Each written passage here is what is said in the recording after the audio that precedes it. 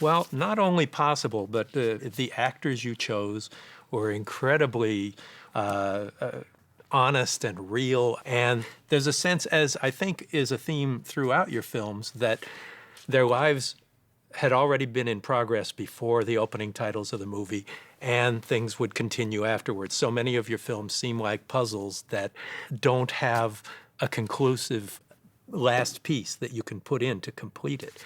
And is that something that's a conscious effort of yours in your storytelling? In a way it is, Mick, in the sense that I don't believe in offering an audience neat solutions, because I, as an audience, prefer those films that let me think it through and take from it what I will. I believe, for example, that with The Exorcist, if you believe that the world is a terrible place and that the devil is everywhere and that innocent little girls are being overtaken by an evil demon, and that's what you will take away from the film. If you believe, on the other hand, that there's a force for good in the world that's constantly combating evil and often winning the battle, then that's what you take from The Exorcist. But I don't provide easy answers. In fact, Blatty and I had a long disagreement about what the ending should be,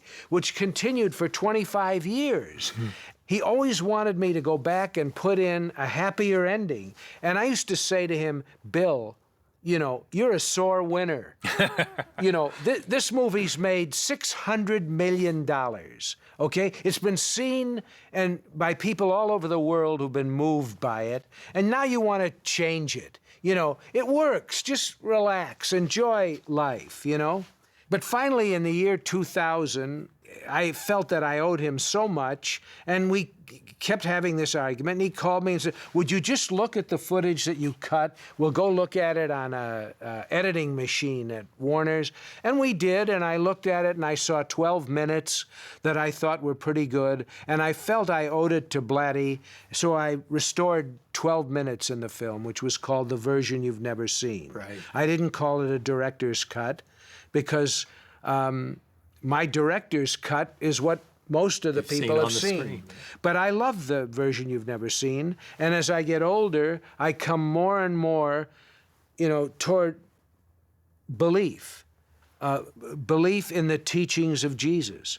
And the 12 minutes that I cut out had to do with all that, for the most part, with rare exception. There was one special effect that I had cut out. The spider walk. The spider walk, because you could see how it was done. We weren't successful in achieving it, so I took it out until CGI had come in, computer-generated imagery, and I was able to erase the wires so you couldn't see. It's the only time I've ever used CGI. Ah, interesting. But I believe and I want people to take from my films what they bring to them themselves. I don't tell them how they're supposed to think about a movie. I remember when I first saw The Exorcist on opening week, I was living in San Diego and waited in line for a long time to get into that theater, and everyone was so nervous about it. The murmuring and everything, the anticipation was higher than I'd ever seen before or since.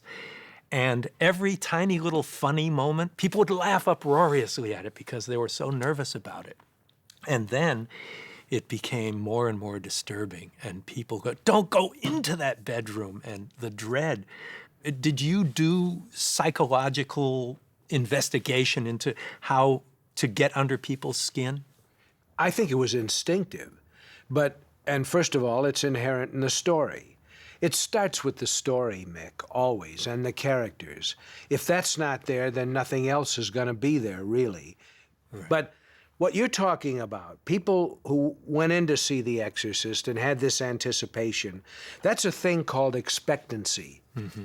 It's very much like if you're walking in a neighborhood, in a city, say where there has been a number of murders or robberies or whatever, there's a certain sense of fear that you have just inherently walking there at night. Something horrible has happened there, and now you're in that place, and you can't help but wonder if it's going to happen to you. And that happened with The Exorcist immediately. It was in the air that this film was profoundly moving. the audience tends to laugh at stuff that disturbs them. You know, in a way, it's say, ha, ha, you're not going to get me with that. You know, Right. You can't scare me.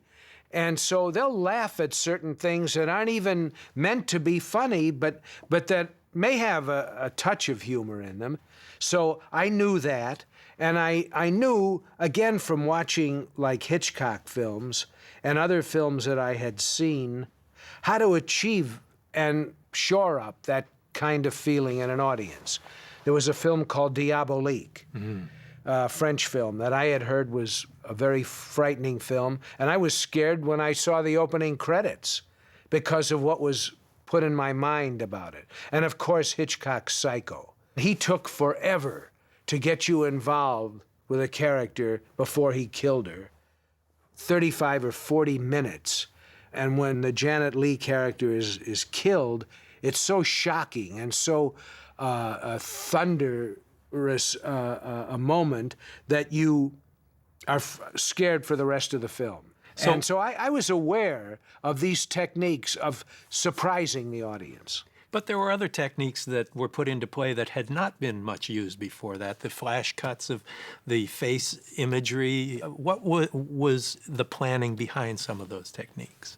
Well, what you call the flash cuts, I refer to as subliminal perception. Right. Shocking counterpoint. Right, but that's the way people think in subliminal cuts.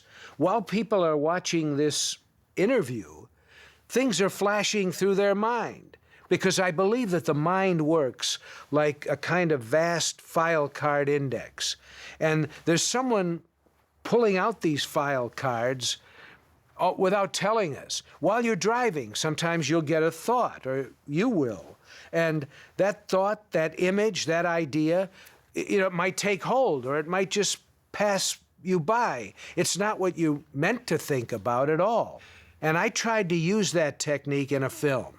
The subliminal cuts were largely images of this demon that appeared that sort of were meant to give the audience the feeling that the presence of the demon was constant in the house. And it was an afterthought. It's not in the script. We had these makeup tests on not on Linda Blair, but on her stunt double. Mm-hmm. We did various makeup tests that I didn't like, that didn't work. But there were incredible images of them that we had filmed, and it was those images of the rejected makeup that I used as many of the subliminal cuts in The Exorcist. And I've used it in other films as well since then.